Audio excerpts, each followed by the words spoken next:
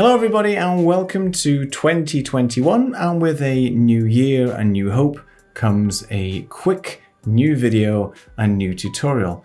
Today I want to talk a little bit about cleaning up your audio from background noise and other stuff that can spoil an otherwise decent bit of video.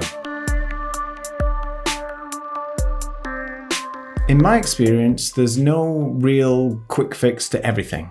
Some things that you apply work better than others, and I'm just going to show you a quick workflow of what I use or have been using for the last sort of 18 months. It's a couple of plugins, and sometimes it works well and sometimes it doesn't, and it just depends on the circumstance and the type of mess you're trying to clean up in your wonderful video file. So let's get into it. Alright, so I'm using Final Cut Pro, but the workflow that I'm going to show you and the plugins are actually supported on Premiere, in Windows and in Mac, so there's no issue with compatibility. So I've got two little clips I want to show you here. Both of them recorded from a recent documentary that I was doing. One was in a more controlled environment than the other. The first clip is like a run and gun type of shoot. It was captured with a microphone sitting on top of the camera. I think it was a deity microphone. So it was a small shotgun microphone in a very echoey room. And the second clip was an interview situation where I had time to prepare the room, but there was still a little bit of reverb and noise associated with it. Now, as I said before, these plugins are not going to solve everything, but at least they'll give you a starting point and maybe rescue some of the audio. Both of these clips are in Portuguese, so apologies if you don't understand what is being said. But the point is, it's around listening to the voice and the background, and you'll see what I mean. So let's take a listen. A Bienal do Humor para o espanhol, para o Conselho de Nela e até para o país, para Portugal, é dos eventos melhores que... It doesn't sound great. There's a lot of background noise. The room is quite echoey.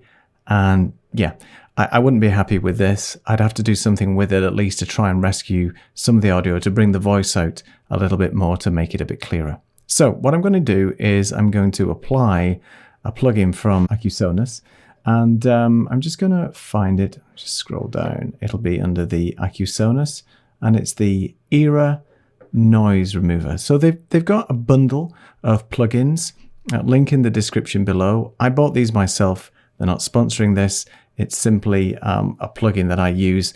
I know other people use them as well, and they're very useful. I bought the Era 4 or the Era 4 bundle, which was, I think, 18 months old. They've got Era 5 now, some slightly upgraded ones. But I'm going to just quickly look at the noise remover, and I'm just going to apply it and have a listen.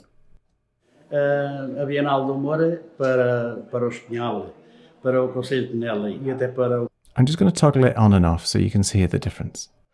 A Bienal do Humor para o espanhol, para o Conselho de Nela e até para o país, para Portugal, é dos eventos melhores que podia ter acontecido nesta vila.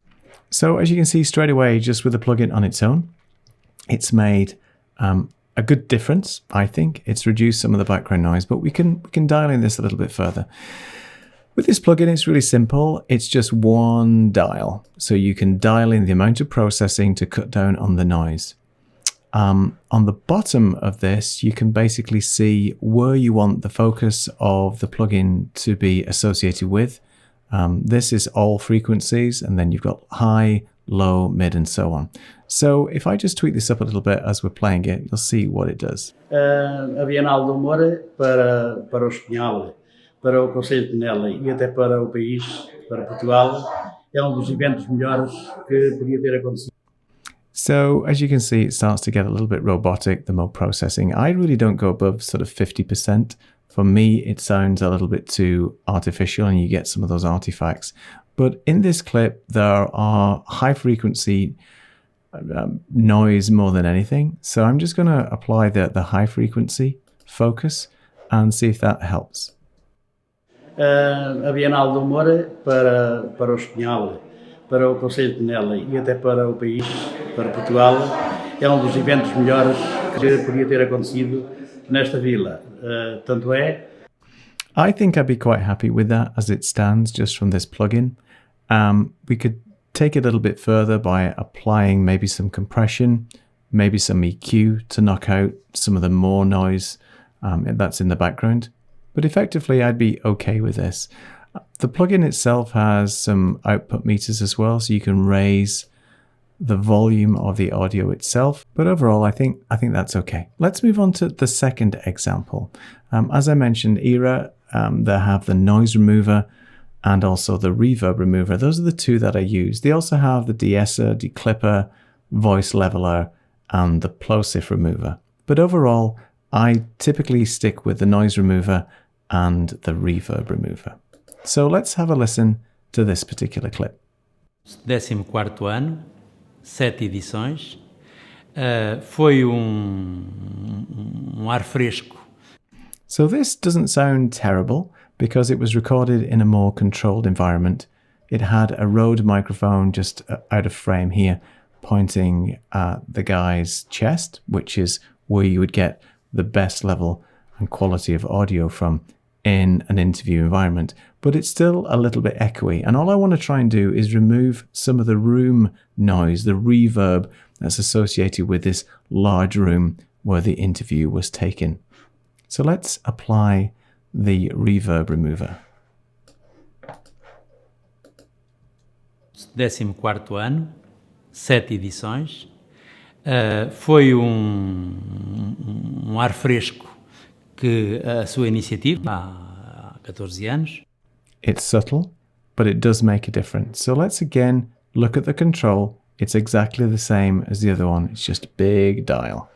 And with this, I'm going to crank up the processing to just around 50%. And let's play that through again. 14º ano, 7 edições. Let's take a listen to the clip without the plugin.